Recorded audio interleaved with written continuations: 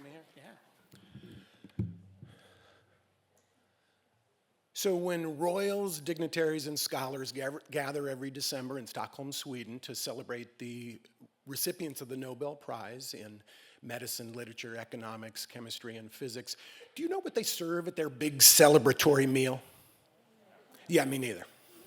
I'll tell you what I had that chilly night in December 1985 when I attended the Nobel Prize award ceremony. Tacos. I had a big fat plate of tacos and it was glorious.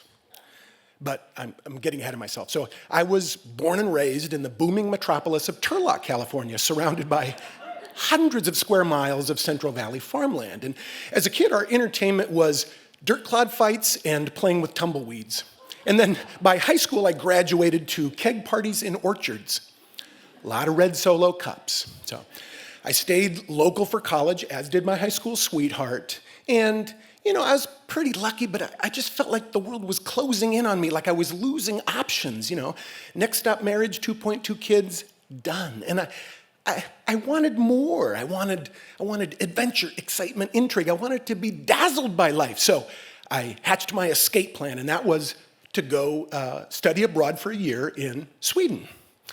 So when I get there, my first order of business is to join one of these student social clubs called Nations. And each nation has kind of a different vibe, including some that, are focused on crazy stuff like academic success. But my buddies and I, we make a beeline straight for the party nation, Snärkes.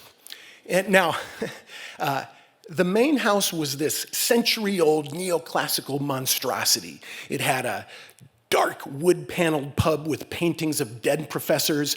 It had these sitting rooms with overstuffed leather chairs, chandeliers, fireplaces, and it was rocking every night. I want you to picture Hogwarts meets Animal House meets a Eurythmics video.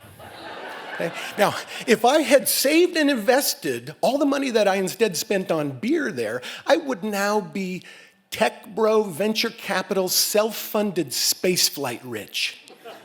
But instead, I got that experience. My plan was working. So a couple months later, our program director says, hey, you guys, we've all been invited to a Thanksgiving reception at the U.S. ambassador's house.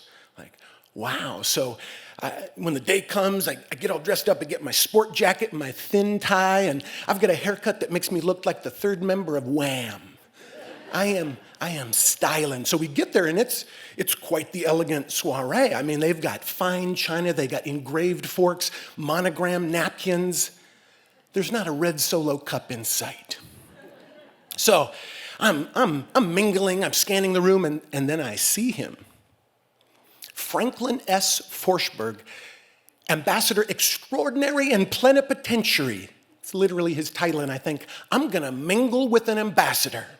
So I edge in his direction, I get closer and closer, and I'm right there. I'm like, oh, Mr. Ambassador, it's such an honor to meet you. Thank you so much for having us in your beautiful home. And my mingle moment is running out, and I've got one more nugget. So, Mr. Ambassador, I understand that you'll be headed back to the States soon. And his face goes ashen, and he walks away. Now, what I had heard was that his term was up, but what I didn't know was that he was being formally recalled back to the United States against his will by President Reagan. So not only had I mingled with an ambassador, but I was basically peripherally involved in a minor diplomatic incident. Like, I'm basically James Bond here. The plan is working.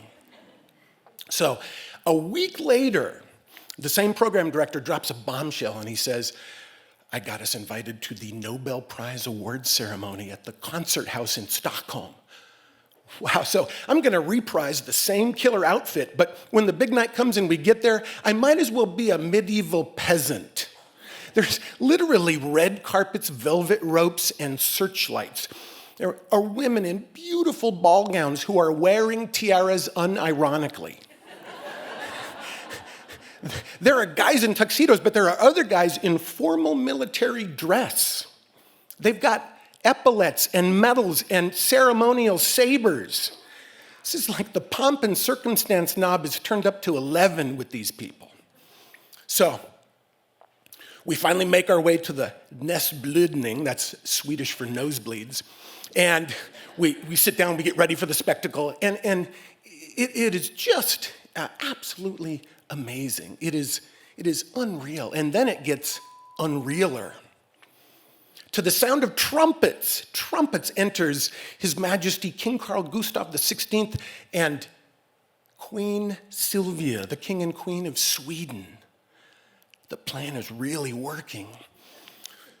So the whole thing is amazing, and we're coming down from this high, and we're descending the steps, still crazy excited, and in the stairwell, I see this little flash of neon down below, and it says, "The Taco House." Are you effing kidding me? Tacos in Sweden? We haven't had tacos for 6 months, so we run down the stairs, we're pushing old ladies out of the way, and we go down, and it's remarkably passable Mexican food, and we feast, and it's beautiful. And I asked the waitress, like, where did this come from? You know, like, and she's like, oh, and she goes to the kitchen, she brings out a giant can, and it says, Old El Paso refried beans. and I say, where did that come from? And she says, El Paso. And I said, no, how did it get here? And she says, by boat? So we have a good laugh. We find the local distributor, and we eventually say goodnight. We walk out onto this beautiful square in front of the concert house. And as I reflect on this ridiculously amazing evening, anything seems possible. But ironically, in my quest for being dazzled in life, it's that little taste of home that made a perfect evening just that much more perfect. Thank you. What was your word for nosebleed? Näsblödning. John O'Bear, everybody. John O'Bear. Don't get a näsblöden on the way back to your seat.